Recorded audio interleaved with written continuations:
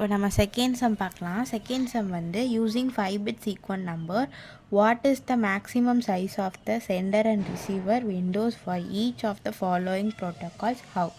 First stop and wait ARQ, second go back N ARQs, third வந்து selective repeat ஏஆர்கியூ.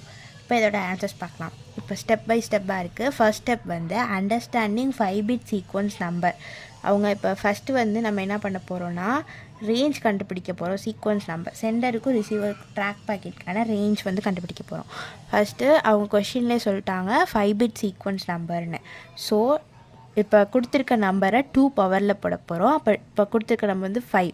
2 power 5 வந்து 32 சொன்னதுனால நம்ம 0லேருந்து எடுத்தோம்னா 0 to 31 அதனால சொல்லிட்டாங்க. This limit the range of sequence number the centre and receiver can use the track packets. இப்போ track packets கண்டுபிடிச்சாச்சு. அதுக்கடுத்து ஸ்டாப் அண்ட் வெயிட் ஏஆர்கியூ.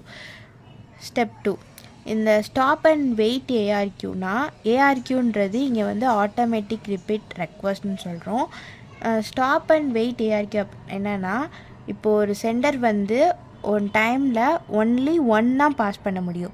அடுத்து நம்ம பாஸ் பண்ணுறதுக்கு முன்னாடி நம்ம முன்னாடி அனுப்பின ப்ராசஸ் ஒன் பேக்கெட் வந்து கம்ப்ளீட்டாக ஆனதுக்கப்புறமா தான் செகண்ட் வந்து ரிசீவ் பண்ண முடியும். அதனால தான் ஒன்லி ஒன் பேக்கெட் அடுத்தது வந்து வெயிட் பண்ண தான் சொல்லுவோம். இதுதான் என்ன சொல்கிறாங்கன்னா in stop and wait ARQ the sender send one packet and wait for an acknowledgement before sending the next. Therefore only one packet can be in a transmit at a time. only one மட்டும்தான் transmit பண்ண முடியும் one டைமில். இதை நம்ம எப்படி சொல்கிறோன்னா centre window size வந்து 1ஆகவும் receiver's window size வந்து 1ஆகவும் சிம்பிளாக சொல்கிறோம். ஸ்டெப் 3 வந்து கோ பேக் என் ஏஆர்கியூ. கோ பேக் என் ஏஆர்கியூ அப்படின்னா இப்போ நம்ம எவ்வளோ சென்டர் பேக்கெட்ஸ் வேணாலும் நம்ம மல்டிபிள் பேக்கெட்ஸ் நம்ம ரிசீவ் பண்ணுறதுக்கு முன்னாடியே கொடுக்கலாம். ஆனால் நம்ம ரிசீவ் பண்ணுறது வந்து ஒன் டைமில் ஒன் மட்டும்தான் நமக்கு வரும்.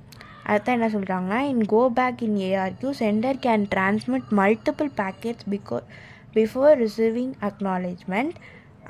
However if a packet is lost or corrupted the sender must retransmit all subsequent packets. அதாவது என்ன மல்டிபிள் பேக்கெட்ஸ் நம்ம கொடுத்தாலும் ரிசீவர் விண்டோ சைஸ் வந்து நமக்கு 1 தான். இதை இப்போது நம்ம ஸ்டாப் அண்ட் வெயிட் ஏஆர்கியூ மணி கோ பேக் இன் ஏஆர்கியூக்கு எப்படி சொல்லலாம்னா the maximum sender window size is half of the number of sequence number to avoid ambiguity. அப்படின்னா என்னென்னா இப்போ சென்டர் விண்டோ சைஸ் வந்து 32 நமக்கு தெரியும். அதை நம்ம வந்து ஹாஃபாக பண்ணணும். இப்போ 32 divided by 2 equal to 16. Receiver window size வந்து 1 சொன்னோம்ல. எவ்வளோ மல்டிபிள் சென்டர் விண்டோ சைஸ் கொடுத்தாலும் நமக்கு ரிசீவர் விண்டோ சைஸ் வந்து 1 தான் வரும். Step 4 selective repeat ARQ. Selective repeat ஏஆர்கியூனா நம்ம மல்டிபிள் விண்டோ சைஸ் கொடுத்தாலும் நமக்கு ரிசீவர் வந்து மல்டிபிளாக தான் வரும். அதான் சொல்கிறாங்க selective repeat ARQ allow the receiver to selectively acknowledge received packets and only request retransmission of lost or corrected packets அப்படின்னு சொல்கிறோம். சென்டர் விண்டோ சைஸில் வந்து இது வந்து 32 divided by 2 equal to 16. Sender window size நம்ம 16 கொடுத்தாலும் ரிசீவர் விண்டோ சைஸும் நமக்கு 16 தான் வரும். ஸோ இப்போ ஃபைனல் ஆன்சர் பாருங்கள். ப்ரோட்டோகால்ஸு